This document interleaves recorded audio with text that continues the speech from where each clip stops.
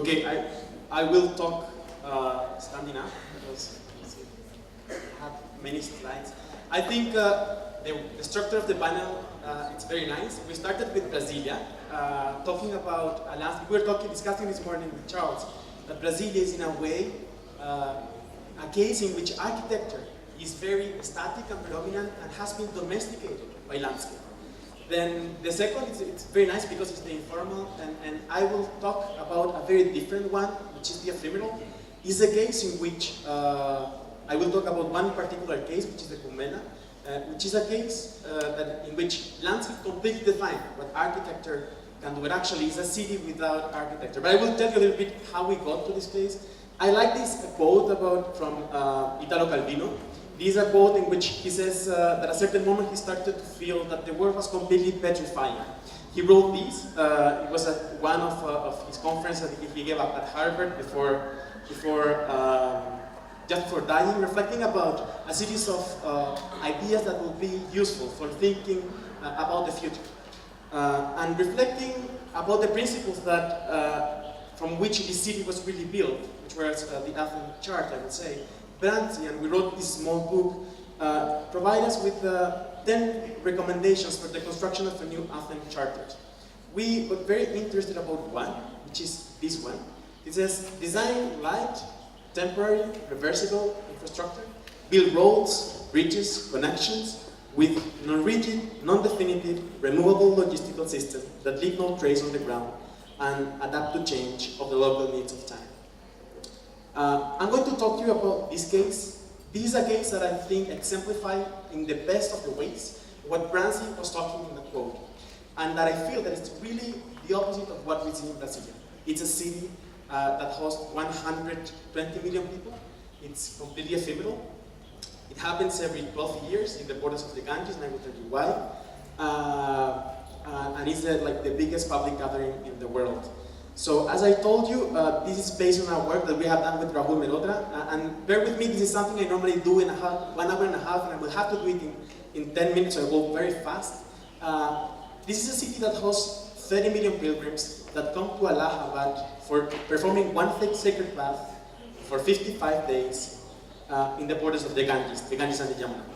So this is a place in which the city happens. You can see there, what you can see there is a trace, is a memory of the city from 12 years before. When I'm saying that the city is completely shaped by the landscape, it's because this is the Ganges and the Yamuna, and I took this picture while the monsoon was happening. So the whole area in which the city gets assembled was actually flooded by the monsoon. And this same spot becomes this.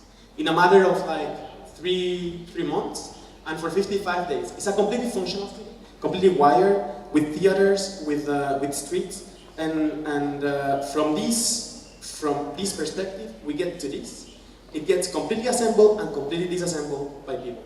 So we thought that this was a fantastic case, and we wanted to learn how this could happen, given all the problems that we have in urbanism for really managing more simple things. So we put together a project, we went there, I live here for 6 months, and we start gathering things, and I will share with you a small part of what we learned. So this is the area, it's 10 kilometers. If this is the administrative boundary of the city that I will tell you about, on top of Manhattan. So this city was 120 million people. We trace the city. This is all temporary. This is the more permanent fabric. It's completely done in a couple of weeks. This is our camp. As I told you, we went there. And I will tell you briefly why does this happen. Actually, for Indians, for Hindu people, the Vedas and Puranas says that if you go, that there was this god that was Mohini while the churning of the ocean was happening, which is the foundational myth. So she was flying on top of the Ganges and the Yamuna, which are sacred rivers that for Indians are actually two goddesses in aquatic form.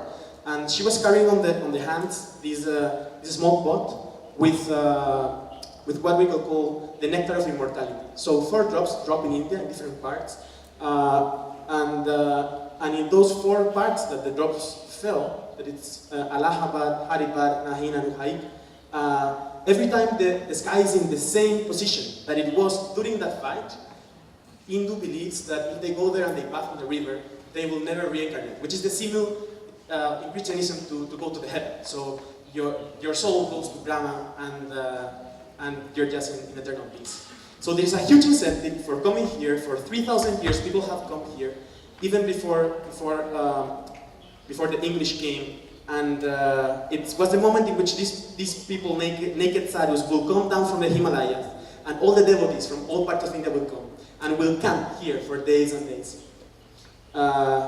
This was often deployed in this dimension, which is the spectacular dimension, and we felt at a certain moment that we needed to question this case as one case of urbanism or of landscape. So how can we see and understand this flooding of this river that then, as I told you, gets converted to this massive city with all the layers of infrastructure, with all floating bridges, with 100, I have some ciphers here, with like 30 million people in the big capacity, 6,000 buses, 2,000 electrical poles, 10,500 sweepers, 22 sanitation centers. It's really a functional city that each place, it's in India, which almost has no, as we know, very limited managing capacity and works perfectly.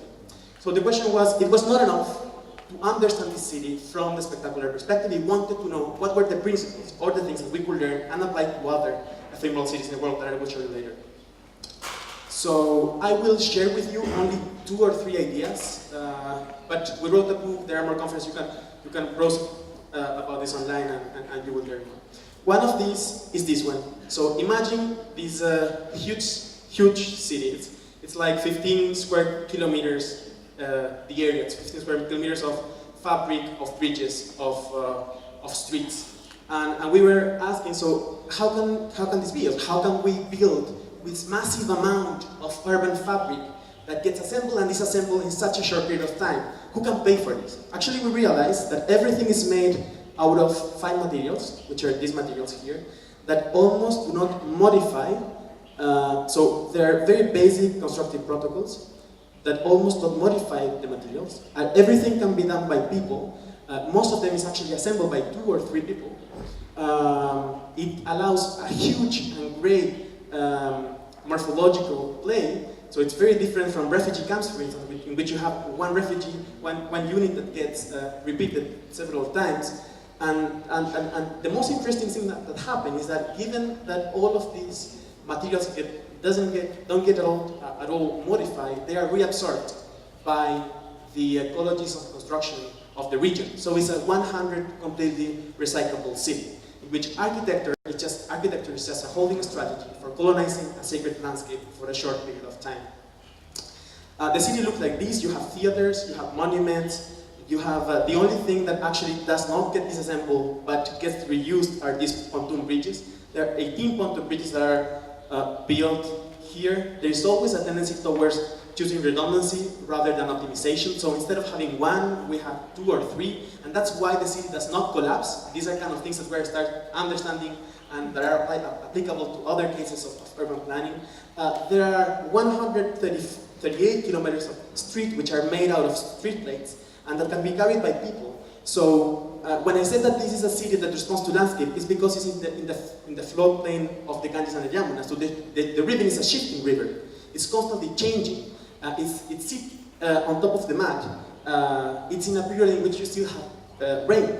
So actually it rains, everything floods sometimes, and you have to redo the streets. So there is a capacity for the city to be absolutely, as it's weaker, it's more adjustable. It's elastic. People can shift things around, and people can have agency in the constant shaping and reshaping of this city, accommodating the needs. So these are the streets. And I will pass everything very, very quick. Actually, these are kind of the landscape kind of projects that are all very basic. There are a series of social institutions. This is one that is very nice, and I will tell you quickly. One of the sad things is that people here believe that if you die, you go to heaven, or your soul goes to Brahma. So people from rural areas bring small, very old ladies, and their families leave them here to die in the borders of the Ganges during these 55 years. So this is an NGO that actually what does is that they look for these people and reconnect them to their families. So basically, there is no food. Nobody brings food to the kum. There's no there's no trading. The food is brought by the sacred. You bring your food from the outside, and you can eat free. You can eat for free. So imagine you have 20 million people eating for free at the same time in the same city. It's a scale that we could never ever imagine.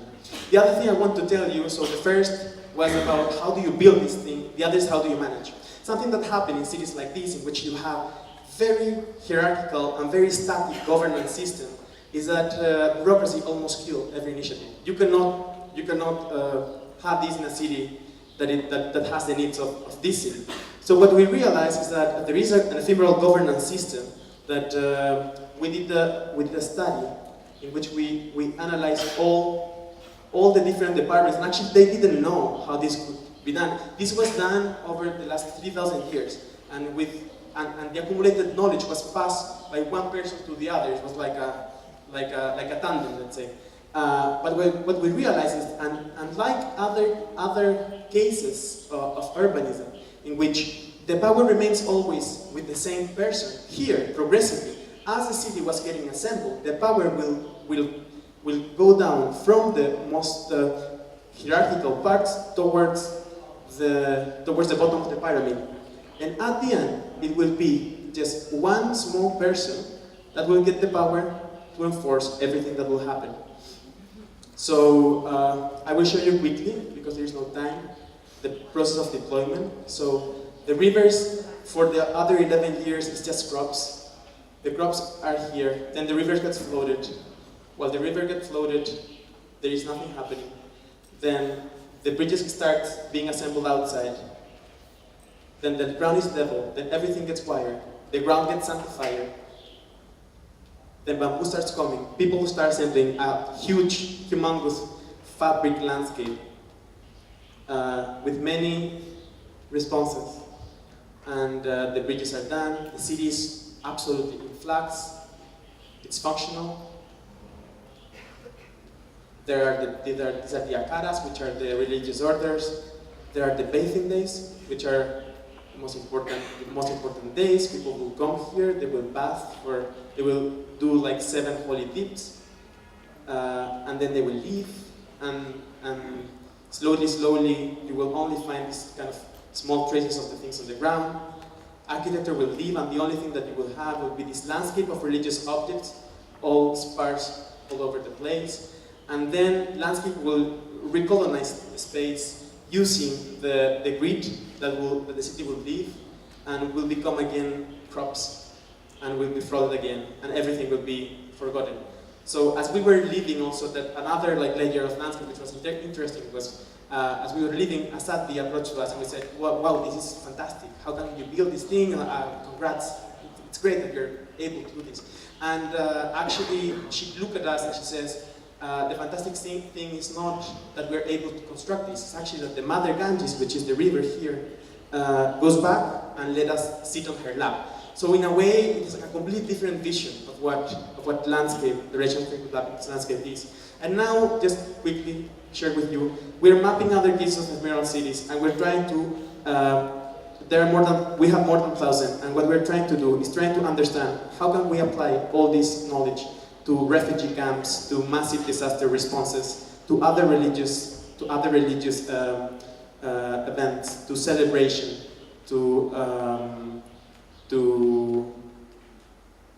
extraction sites, military camps, etc., etc., etc. And that's it. Thank you.